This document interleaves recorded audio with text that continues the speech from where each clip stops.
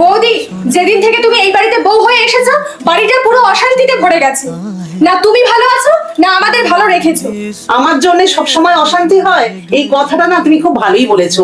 আমার আর তোমার দাদার মধ্যে যখন ঝগড়া হয়, সব সময় দেখি মা আমাদের দুজনের মাঝখানে চলে আসে আর তোমার দাদা হয়েই কথা বলে।